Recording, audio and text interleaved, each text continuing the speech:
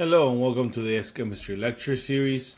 Today we're going to look at chapter 8.7, which is the last section in chapter 8. This chapter and this section are going to look specifically at indicators, which are a special subsection of chemicals, and as they're used in acid-base reactions. More specifically in titrations. So let's get started. So what is an indicator? An indicator is a type of dye that can change color at a specific pH range. Now, a dye is really any chemical with color to it, right? So any solution that has color, we call those dyes. Indicators are specifically dyes that are going to change color with pH changes. So they're very useful because whenever we do acid-base titrations, which are just like the titrations we did earlier in the year, we need something to give us an endpoint. We need something to give us a color change, and indicators are usually that something. So these chemicals are usually added to acid-base titrations because they lack the natural color change that redox titrations have. Now, most acid-base indicators are some form of a weak acid or a weak base conjugate base pair with different colors. Now here we're going to call the indicator IN. This is a generic indicator. It's not any specific chemical. But the indicator basically has two forms. There's the indicator where it has the hydrogen, so it's in the acidic form. So it's a conjugate acid. And then we have the indicator without the hydrogen, which we'll just call IN minus for indicator in the negative anion, where the hydrogen has been removed by some kind of acid-base reaction. So indicator is just essentially a conjugate acid-base pair of a weak acid and a weak base. But what makes them indicators, what makes them particular, is that the conjugate acid and the conjugate base forms of the indicators have different colors. So maybe when it has a hydrogen attached, when it's in the acid form, it's blue. But then when it loses a hydrogen, when it's in the base form, IN minus, it's yellow. Indicators work because the equilibrium reactions they form, like the one here, are going to shift between two different colors. If we add a base OH minus ions to this indicator, those OH minus ions are going to shift the equilibrium towards the right, changing the color towards B. Why? If we grab this exact same reaction, I'm going to just put it up here to have more room. Actually, I'm going to put it down here to have more room. So if we have let me use the proper colors. So if we have HIN, which is the acid form, and that is going to react in an equilibrium with something that's going to cause it to turn into H plus and the basic form, IN minus. Oops. This is an equilibrium reaction, just like the ones we've seen all throughout this chapter. So if we have IN minus at H plus, what happens? By adding hydrogen ions, I'm going to do this in pink here.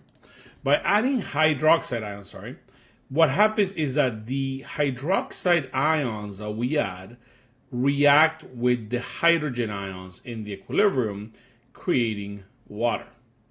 By doing so, the concentration of the hydrogen ion decreases. The concentration of these hydrogen ions will decrease because it's reacting with the hydroxide we added by the addition of a base, creating water. That shifts the equilibrium towards the right. By shifting the equilibrium here towards the right, we are going from the blue color and creating less of this acid conjugate acid and creating more of the conjugate base in the yellow. Meaning that we're shifting the color from that blue color to that yellow color the more hydroxide we add. So this particular indicator, and again, this is just a generic example. It's not any particular indicator. We'll talk about particulars in a little bit. But in this particular example, the addition of hydroxide ions, additional bases, would turn the indicator from blue to yellow.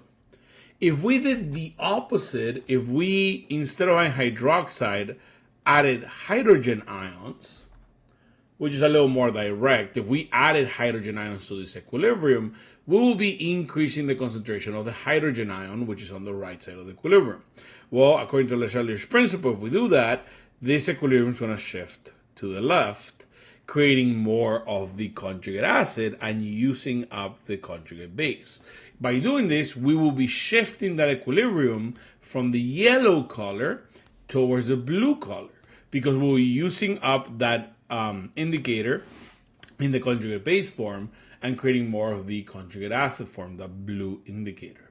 So by adding this to a titration, that's an acid-base titration, we can get a color change at specific pHs, because the point at which this change happens is what we call the endpoint.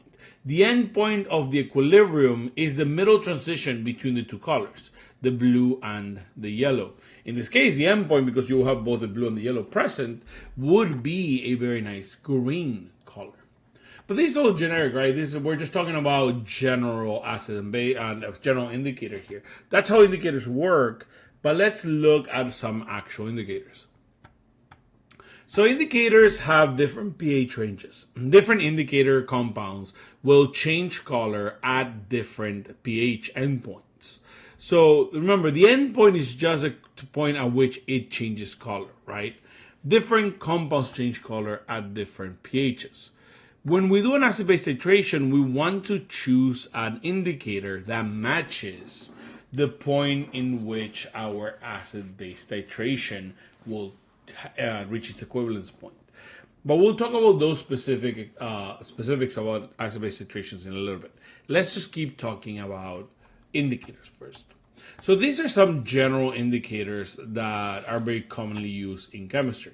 Methyl violet, methyl orange, bromocrystal green, bromothymol blue, phenolphthalein. All of these indicators are going to change color at a specific, or they're going to start to change color at a specific range. For example, methyl violet goes from yellow at a lower pH to blue at a higher pH. This is what we were, actually, this is the opposite of the example we're just looking at. So what does this specific methyl violet do? Well, it goes from yellow to blue, but it does sort of pH range of around 0 to 1.6. That means that below 0, the 0 is when it's yellow, above 1.6 is when it's blue. The endpoint then is somewhere in the middle of this range. The endpoint will be at 0.8, which is where the yellow and the blue are in equal amounts, and so we get that violet color. That's the endpoint. Most indicators are actually named after the endpoint. The reason why it's called methyl violet is because between yellow and blue, you'll get a violet color at that point at endpoint. But let's choose one that's a little more easier to see. So let's look at methyl red. Methyl red is an indicator that goes from red at lower pH and yellow at a higher pH. Methyl red is going to be a good indicator to use for those more acidic ranges. Because if we look at this, methyl red goes from red to yellow at a low pH, 4.2 to 6.3. The endpoint's around 5.1, which is an acidic pH. What does this 4.2 to 6.3 mean? That means that as this goes on from, let's say, a pH of less than 4.2, that methyl red will be completely red in color. At a higher pH, so at a pH above 6.3, the methyl red will be yellow in color. So what is the range? The range is when we start transitioning. From 4.2 to 6.3, we're slowly going from more of the red version of the acidic version to more of the basic version. So we're transitioning from 4.2 to 6.3 into what is essentially an orange color. The specific endpoint is 5.1. At 5.1, we're going to have that orange that's between the red and the yellow. So we're going from red, and then we get to 4.2. Once we're going from 0 up all the way to 4.2 is red. 4.2 pH to 6.3, we're going to slowly transition from a reddish orange to an orange at the endpoint to a yellowish orange, and then eventually above 6.3, it will be nothing but yellow. So we'll see some of this in class, but these indicators are used wildly in a number of chemical reactions, and specifically in acid-base titrations. I will tell you the ones that you need to memorize. You don't need to memorize every single one of these indicators and the pH ranges, but there are 3 indicators we'll see later in this section that you will need to memorize. Now, indicators are abundant. They're usually natural compounds. There's a lot of indicators in nature that impact the color of things like flowers, for example. The geranium flower, which is usually this red flower you see in this picture, contains a pigment that is a very natural indicator and will change color of the petals of the geranium flower depending on the soil it grows in and its pH. When geranium flowers are grown in a low pH, a high acidic pH, we have these nice red flowers. When geranium flowers are grown in basic pHs, on a soil with a basic pH, a high pH, they're blue in color. And in somewhere in the middle, when they're grown in neutral pHs, they're violet in color. So the geranium flower can be either blue, violet, or red, but it has nothing to do with its genetics. They're identical in genetics. What it has to do is with the pigment that gives the flowers their color and the pH of the soil that they're being grown in. So that's a very, very cool way in which nature has indicators affect the different flora and fauna. Another plant that is known to have this effect is the butterfly pea flower plant, or Clitoria ternatia.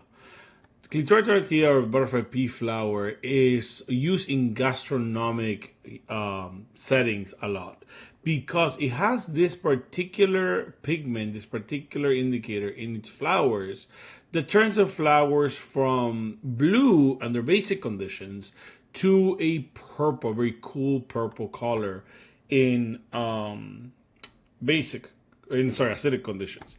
It's used to make herbal teas in Southeast Asia, where it's now been popularized across the different countries, and it's used a lot to make different cocktails and mocktails because of that color changing effect of the tea.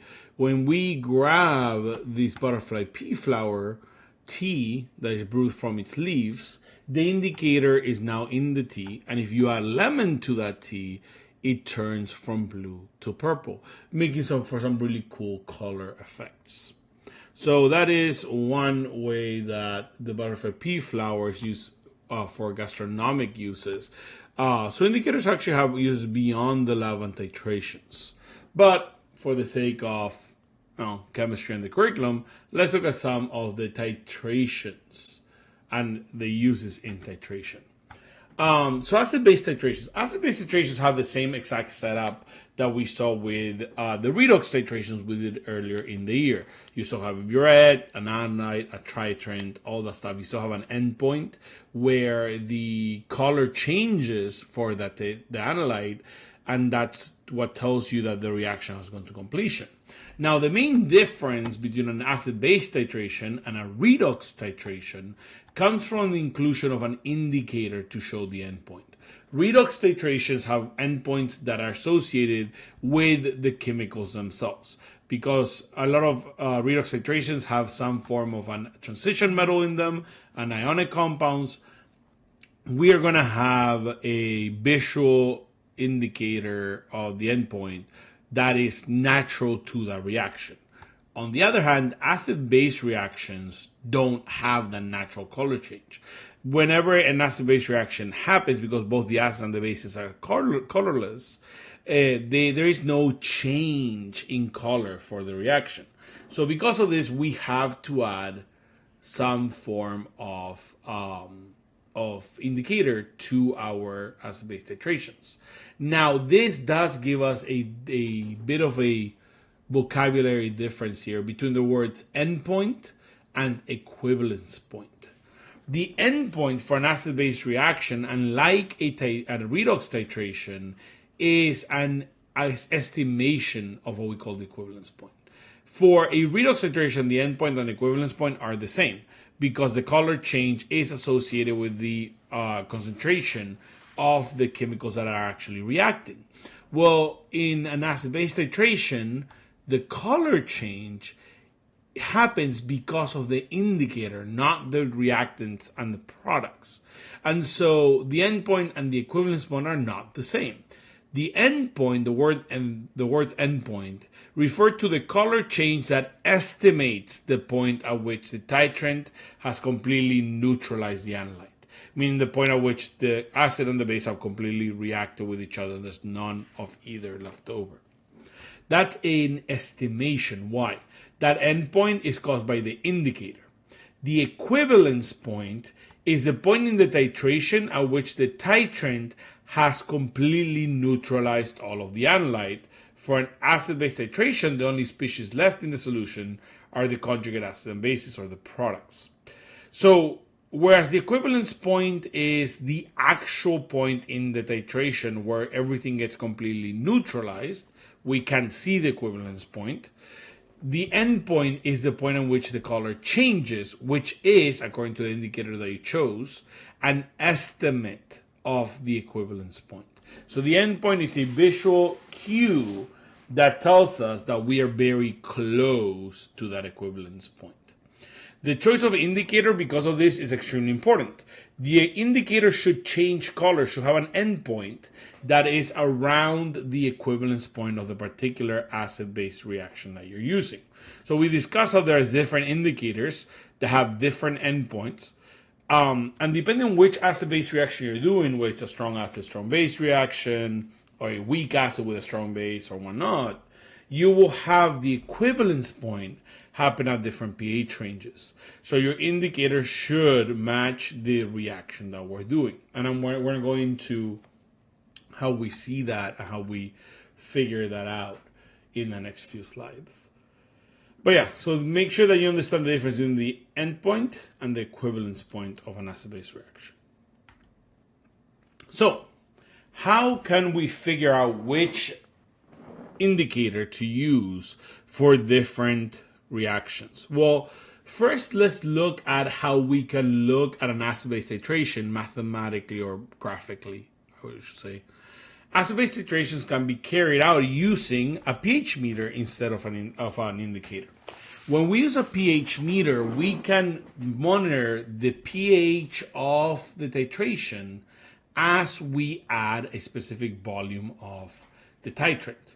In this case, we will measure the pH of the analyte, and then as we add the drops of the titrant, we will make a graph of how the pH changes the more titrant we add to the analyte. In this graph, there's a few points that you need to look at. Now, all of them are going to be shaped like this. They're going to have this S shape to the graph. But those different parts of the graph will tell you different things. For example, this middle point here, the point where the graph shoots up and then turns. And by turns means that this is increasing, increasing, increasing. And then at a specific point here, it starts to decrease in its slope. That point there is what we call the equivalence point. The point of inflection of the graph. Inflection meaning the point in which the graph goes from an increasing slope to a decreasing slope. That middle point of inflection is the equivalence point. At that point, there's none of the reactant and none of the product left. So at the equivalence point, the concentration of the acid that you had as a reactant, either the analyte or the titrant, is 0, and the concentration of the base that you had as an analyte or a titrant is also 0. Why? Because the inflection point, the equivalence point, is the point at which the acid and reacted with the base completely, and we have nothing but the conjugate acid and the conjugate base. So at the equivalence point, we don't have any acid, we don't have any base, we only have the conjugates here. All right. Now another point in the graph we can look at is the starting point. The starting point, or the initial point in the graph, shows us the initial pH of the analyte. So here, for example, we can see that the analyte starts with a pH of around 3, it's between 2 and 4, meaning that it has a pH lower than 7, meaning that the analyte in this particular titration was an acid because it has a low pH. So the very beginning of the graph, because remember, we're sticking this pH meter in the analyte, this starting point is the pH of the analyte without any titrant in it. The steepness of the initial slope of the graph, how steep this area, this purple area of the graph is, tells us if the acid and the base reactant are weak or strong. We're going to look at different combinations of acid-base titrations. A strong acid with a strong base, a weak acid with a strong base, a strong acid with a weak base, and a weak base with a weak acid. But this point right here is the one that changes for all of these different variations. The stronger the acid-base combination, the more flat this area will be. Whereas when we add weak acids or weak bases or both to our titrations, we are going to get more of a steeper curve on these, or steeper slope, should I say. The last part of this graph that we can look at is the halfway point between the beginning and the inflection point, or what we call the half equivalence point. The half equivalence point on the graph is very telling when it comes to mathematics. Now, some of this mathematics we won't do until A-level chemistry, but the half equivalence point, I'm going to highlight right here, the half equivalence point is the halfway point between the initial part of the graph and the equivalence point. Meaning that if this is 0 and the equivalence point is at 50, then the half equivalence point will be at 25. So this half equivalence point right here, the halfway point between the initial and the equivalence point, is going to be the point where the concentration of the acid is equal to the concentration of the conjugate base. Why? Remember that the acid in the reaction, the reactant, gets turned by losing a hydrogen into the conjugate base on the products. So the acid and the conjugate base are a conjugate acid-base pair. The acid is equal to the concentration of the acid is equal to the concentration of the conjugate base at the half equivalence point, because at this point half of the acid has been reacted. Well, if half of the acid has been reacted, half of the acid has also been turned into the conjugate base. Meaning that, let's say the concentration of the acid here is 1.0. Then the concentration at the equivalence point, like we said, of the acid is 0.0. The half equivalence point being halfway between the two means that if we start with a concentration of 1, at the half equivalence point we have a concentration of 0.5 for the acid. Well, if half of that acid was reacted, the half that was reacted turned into the conjugate base. And then the other half is still the acid. So the concentration of the acid and the concentration of the conjugate base are equal to each other at the half equivalence point. Again, we're starting with nothing but acid and base. Here in this green area, we have nothing but acid and base. So this is acid plus base. At the equivalence point in red, all of the acid and base has been reacted, so their concentrations are 0. So we have nothing but conjugate acid plus conjugate base, which are the products of the reaction. At the half equivalence point, however, we have everything. half of the acid has been reacted out, so we still have half of it left. So we still have acid. We don't have any base because all of the base that is being put in here is reacting with that acid. So we have none of the base, but we do have the conjugate acid and the conjugate base because all of the acid and base are reacting into the products. The only place we're going to have base here is going to be once we get past the equivalence point. Past this point, because there's no acid left, when we add any base from the titrant, we are not reacting the base with anything. So past the equivalence point, we're going to have base, we're going to have conjugate acid, and we're going to have conjugate base. That's why the pH keeps going up. Think about it. Initially, we have, I should say, here initially we have nothing but acid, not acid or base. It depends on what you start with, obviously, what's your analyte, what's your titrant. But if we start with an analyte as an acid, we start with nothing but acid here. As we add base to this, some of the acid reacts with the base. So we get that conjugate acid base from the reaction, and we still have acid left over. As the reaction keeps going, and all of the acid, we add enough base to neutralize all of the acid, the only things we have left at that equivalence point are the conjugate acid and the conjugate base. And then as we add more base, we have nothing but the conjugate acid and base that we have created, plus the base we're now adding. So that's why we have the pH go up. We have nothing but acid, so low pH. We neutralize some of that acid, so the pH starts going up. At the point in which all of the acid has neutralized all of the base, we have nothing but the conjugates. And then as we add more base, that pH keeps increasing as we're adding more base. Now, this is going to look different for every type of reaction. So these are just the basic points we need to pay attention to. We need to pay attention to the initial point, which tells us the pH of the initial. We need to pay attention to that slope, which is going to tell us whether it's a strong acid, strong base, or weak acid, weak base. We need to pay attention to that half equivalence point, which is going to tell us when all of the analyte equals the concentration of the conjugate of the analyte.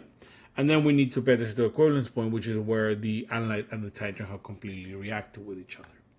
So let's look at some examples. This is what the graph of a strong acid, strong base titration is going to look like. It's going to start up high. Why?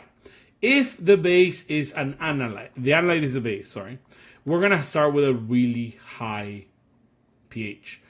Because what's in the analyte, what is in the conical flask, it's going to be a base with a high pH. If we started with an acid as the analyte, which we can, it is possible, it will sometimes happen, we will have the exact same graph, but backwards. It will start down low, go up, look pretty much exactly the same, and then just even out at on the other end. So the analyte, let me redraw that a little better, because it should start here. It's going to look pretty much the same as the graph we have, but it's going to be inverted over that middle section. So let's start low, go up high, and then end high. This is if we start with the acid as the analyte. This is if we start with the base as the analyte. So if we start with the base as the analyte, we're going to have a high pH because that's what we're initially measuring. If we start with the acid as the analyte, we're going to have a low pH. But let's stick to this example of a base as the analyte. So if we start with the base as the analyte, we're going to start with a high pH. And then notice, the thing that's mainly going to change between this is that we have a very small slope change in this first part, in this purple part that we were looking at it before.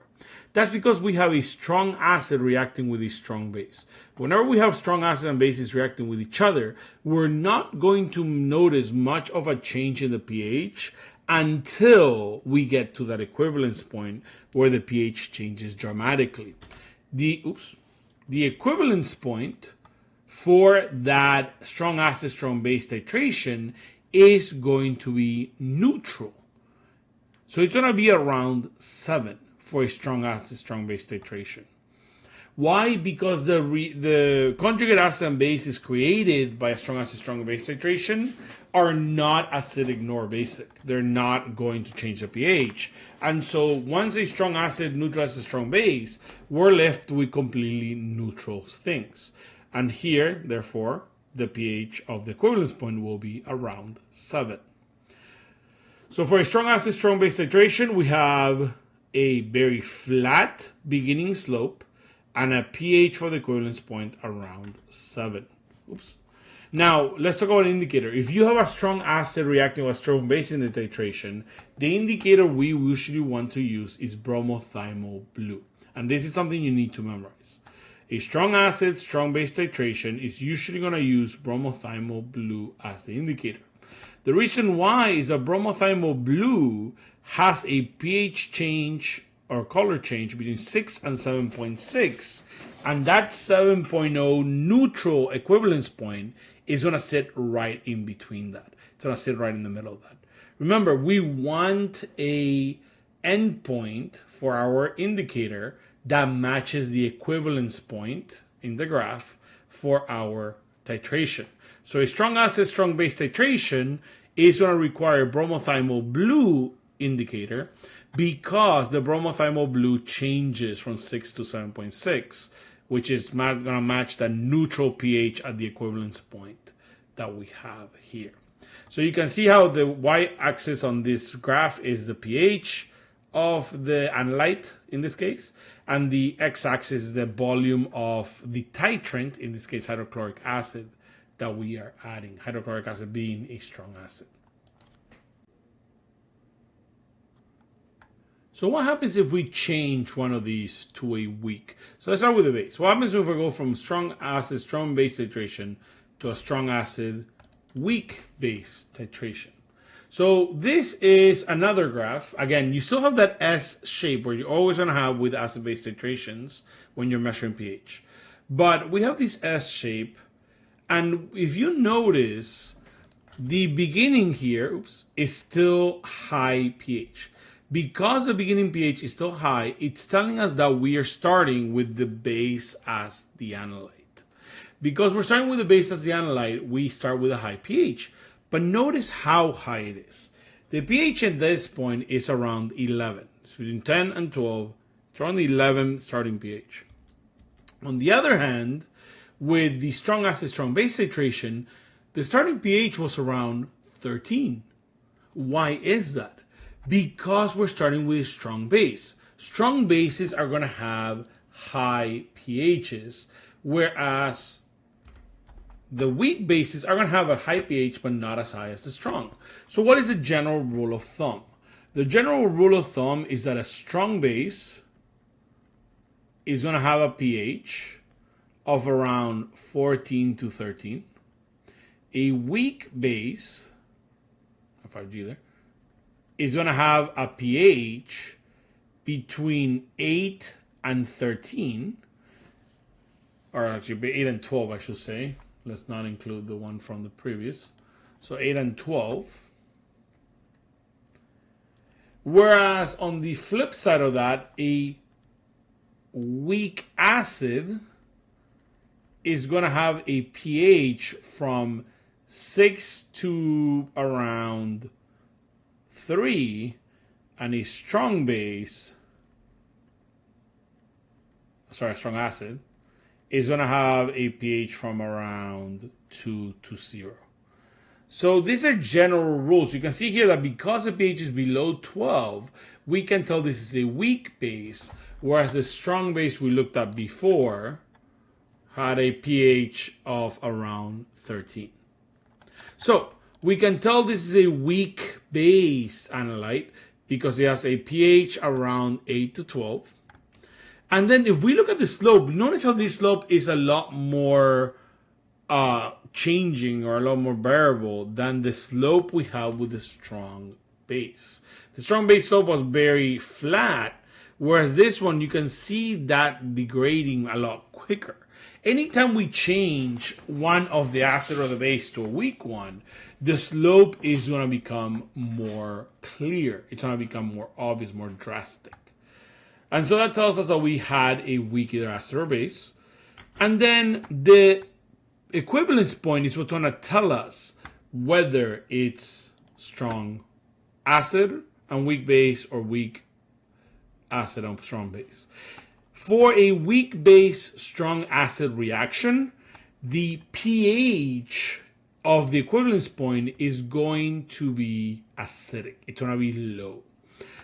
There's an explanation to this, which is that the weak base creates a weak acid, which is present at the equivalence point, and that is going to affect the pH at the equivalence point. Remember, we have no acid or base at the equivalence point, only the conjugate acid and conjugate base.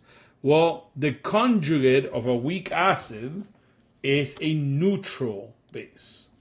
So the conjugate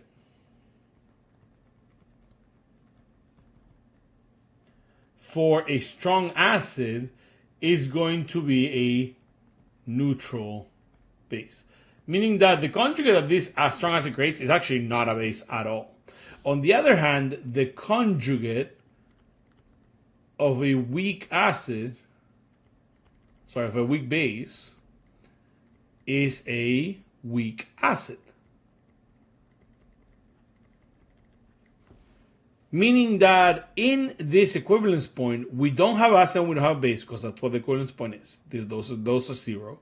We have a conjugate base that is neutral. It's not really a base. And a conjugate acid that is a weak acid. Because we have no acid and no base, we have a conjugate base that is neutral and a conjugate acid which is a weak acid, the pH is going to be acidic. Now, rarely are you ever asked to actually explain this. The other way that you can think about it to memorize, not to explain, but to memorize, is that strong acid, the strong one, dictates the pH at the equivalence point. Since we have a strong acid, weak base, since the acid is strong, equivalence point pH will be strong. And that's an easy way to, the equivalence pH at the equivalence point will be acidic, because that's a strong one. That's an easy way to remember it, but it's not an explanation. The actual explanation is that this is acidic because the only things present are the conjugate base and the conjugate acid. The conjugate base of a strong acid is neutral. The conjugate acid of a weak base is a weak acid, and so this is going to be acidic. So, in general rules though, strong conjugates are neutral, weak conjugates are weak. So a conjugate base makes a weak conjugate acid makes a weak conjugate base. A strong acid makes a neutral conjugate base, a strong base makes a neutral conjugate acid. Alright. So that's the explanation here. So you can imagine the next one we're going to look at is the weak acid with the strong base. But before we do that, actually, I forgot to mention, the indicator you use for a strong acid weak base titration is methyl red. And that's because methyl red changes its color at a acidic pH around here, roughly around 4 to 5. So for strong acid weak base titrations, we use the methyl red indicator. So we saw that we use, for a strong acid, strong base, we use bromothymol blue. For a strong acid, weak base, we use methyl red. And now for a weak acid, strong base titration, we're going to use phenolphthalein. Phenolphthalein changes from clear to pink. Now for a weak acid, strong base, if we look at this graph, you can tell that the graph now starts at a low pH. This is an acidic pH, and so the analyte for this titration was an acid. So the analyte for this titration is going to be an acid, and because it's a weak acid, the starting pH has to be low, but it has to be above 2, because it's a weak acid analyte, not a strong acid analyte. If we look at the slope, again, we have that larger slope. It's essentially the opposite of what we saw, or the inversion of what we saw with the strong acid weak base, it is still going to be an impressive slope, but it's just going to be flipped going up because we started with the acid in this case instead of the base. And then the pH at the equivalence point for a weak acid strong base titration is going to be high. It's going to be as basic pH, also essentially above 7. The reason for this is the exact same that we just saw with the prior one. When we have a weak acid with a strong base, the conjugate that is created during the equivalence point, or during the whole reaction, for a weak acid is going to be a weak base. On the other hand, because we have a strong base, the conjugate for a strong base is going to be a neutral acid, meaning that it's not really an acid, it doesn't really change the pH. So here at the equivalence point for a weak acid strong base titration, we are going to have a weak conjugate base and a neutral conjugate acid. Because the conjugate acid is neutral, it doesn't actually change the pH. Because the conjugate base is weak, it makes the pH at the equivalence point basic. So it's going to be high. Because of that, we can see that in this graph, this is a weak acid strong base titration. Now, again, the easier way to remember which one it is that the strong is the one that decides the pH at the equivalence point. So because the pH at the equivalence point is basic, then the base is strong, the acid is weak. But of course, that is not the explanation. That is just simply a tool to help you remember this. Again, for a weak acid strong base titration, we use phenolphthalein. And then here we have a weak acid weak base titration. Now these we're not going to see much on the AICE exam because these are going to be very variable. The weak acid weak base titration again is going to have these slopes that are going to be very large, even larger than the weak acid strong base or the strong acid weak base. And in this particular case, we started with a base as the analyte, as you can see here, because we have a high pH. Now, the equivalence point, however, is going to depend where it is. It might be acidic, it might be basic, it might be smack in the middle, it might be neutral. It's going to depend on what is stronger. Is the weak acid stronger as an acid, or is the weak base stronger as a base? So there's a lot of mathematics that are involved with this type of titration, which is why we don't see them in AS chemistry that much. The indicator that we use here will vary. It depends on which one is going to be stronger, where the pH of that equivalence point is going to be. So we're not going to discuss which indicator we use for this type of titration. But you can see how it's a lot less of that S shape as when we have one of them be strong, although we still have that semblance of that S shape that we have for our acid-base titrations. All right, so let's look at a question that we could be asked all of this. So this is the last part of that question we were doing earlier with, I think it was section 8.6. In section 8.6, we looked at the parts of this part D of a question where we're just looking at definitions. But now we get to the point where we are asked to use the data, use the numbers to actually draw up a sketch.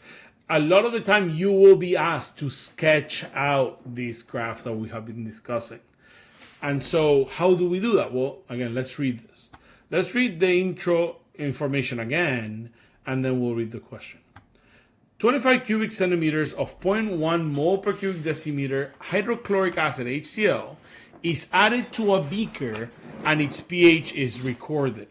So we have hydrochloric acid reacting with 50 cubic centimeters of 0.1 mole per cubic decimeter ammonia and H3 is added to the HCl in 5 cubic centimeter portions. So what they're doing here is a titration. We're adding 5 cubic centimeters at a time of 0.1 molar ammonia, 2.1 molar, 25 cubic centimeters of 0.1 molar hydrochloric acid.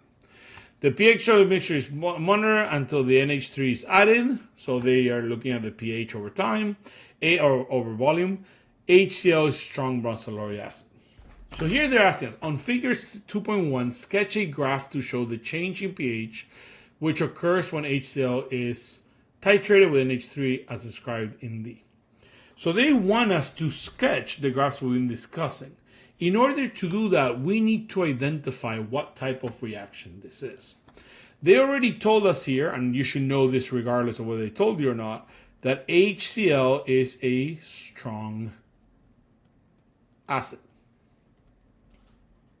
In a prior question in the video for 8.6, we also saw that NH3, that ammonia, and you should also know this without it being told to you, ammonia is a weak base.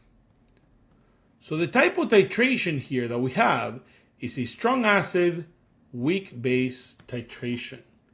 Let me get rid of those lines, but it's a weak acid, strong acid, weak base titration, and they want us to sketch the graph of it.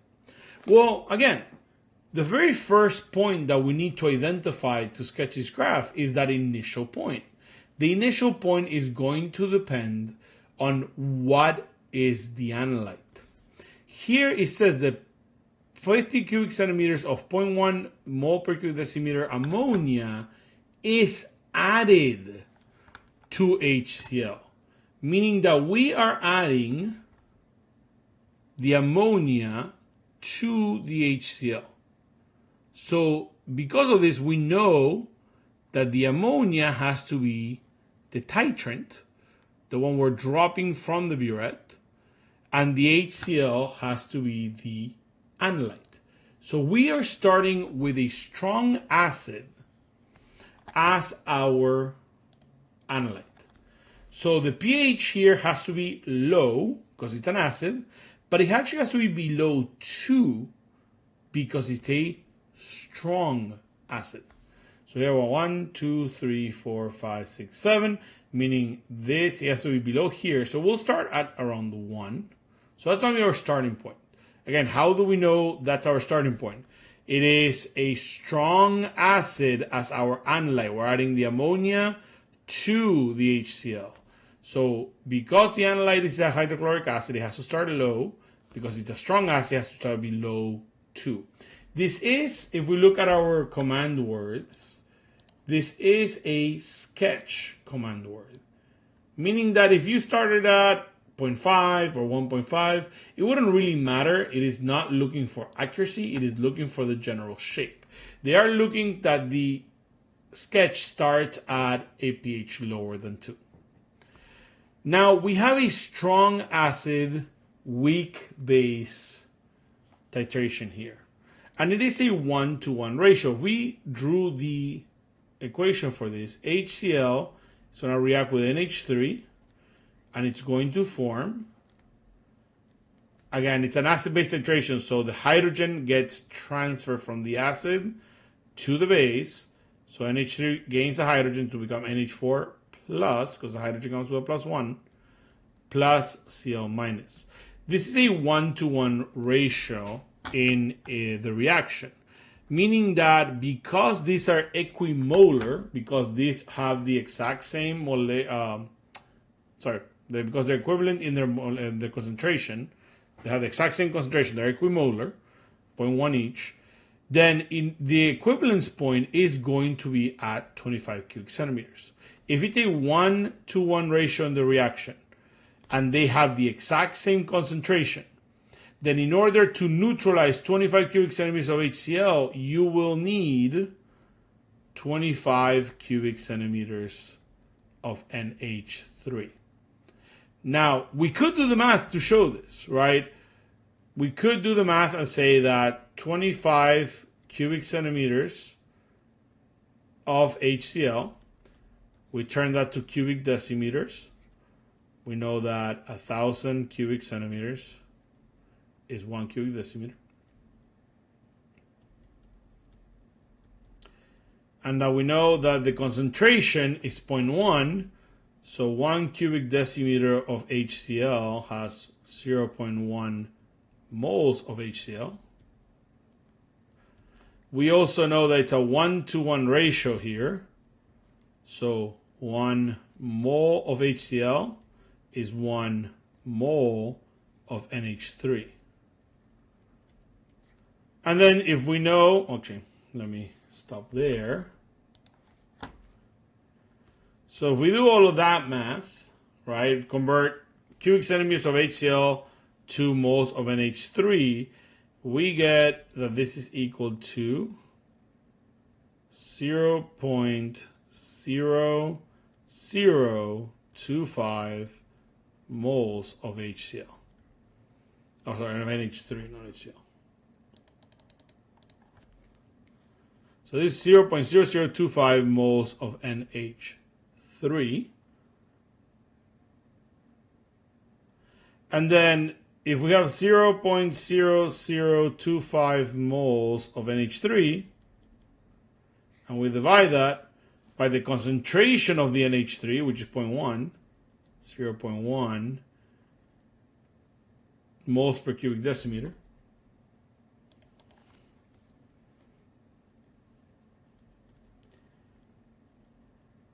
moles cancel, and we end up with 0.025 cubic decimeters of NH3, or 25 cubic centimeters of NH3. Now you could do this math, but if you're taking a test, doing all of this math to figure out how much the volume of NH3 needed to neutralize this much HCl, that's a lot of time you're wasting. If you think about it, this is a 1-to-1 ratio in the coefficients. It's a 1-to-1 ratio with the molarities. It's going to end up being the same number. Anytime two solutions are equimolar, I mean they have the same concentration, and they have a 1-to-1 ratio in the reaction, then the volume of the reactants are going to be equal in order for them to neutralize each other. So let's erase all of this. The whole point of this was to show you why they're equivalent. You do not need to do this. Just remember that if they're equimolar and it's a 1-to-1 ratio, it's going to be the same volume. Now, why did we do all of that? That's because at 25 cubic centimeters of NH3, this is going to be our equivalence point. That's going to be your equivalence point. Because that's the point when we add 25 cubic centimeters of NH3, that's when all of the hydrochloric acid is neutralized. All right. So this needs to have our equivalence point at 25. I'm going to draw it here in yellow so it doesn't interfere with our graph. So this is going to be our equivalence point. Now, because it's a strong acid, weak base titration, we know that it's going to have a gentle slope, not a flat slope like strong acid, strong base, but a more drastic slope. And we know that because it's a strong acid, weak base, the inflection point, the equivalence point, is going to need to be at an acidic pH. And so we need to put that equivalence point maybe around 5 at acidic pH. So we're going to connect our 2 points in that S shape that we saw, with our graph having a bit of a slope. It's going to shoot up, and then it's going to even out and a basic at the top. So again, we have that slope. We start lower than 2 because the strong acid we're starting with as the analyte. We're adding the weak base, so it's going to slowly slope up, but not horizontally. That will be a strong acid, strong base, so it has to have some height to it. It's going to shoot up to an acidic pH for the equivalence point, because again, it's a strong acid, weak base, and then it's going to keep going and even out. Make sure you have roughly the same amount of distance from the initial to the equivalence and from the equivalence to the high point, but it's a sketch. It doesn't need to be perfect. And that's about it. If we look at our slope here, our mark scheme, you'll see that this is 2 points. The first is for the correct basic shape, extending all the way to 50 cubic centimeters, and I really should have ended a little sooner here. Make sure you don't go past. It says up to 50, so I actually messed up a little. Don't put that in there. So we need to make sure that it has the correct S shape with the vertical portion of the curve at 25 cubic centimeters, which is a point in which they completely neutralize each other. And then the second point is for the initial pH between 0 and 2, because the strong acid is the analyte, and the final pH being between 8 and 12. Why is the final pH between 8 and 12? Because our base is a weak base. Meaning it needs to be in the basic region, but it needs to be below 12 because we're dealing with a weak base and not a strong base. All right.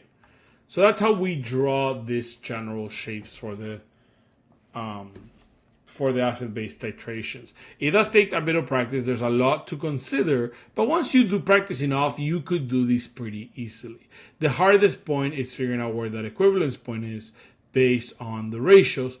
Although, a little tip, most of the time it's a 1-to-1 ratio, and most of the time they're equimolar, so it's just going to be whatever the volume of the analyte is.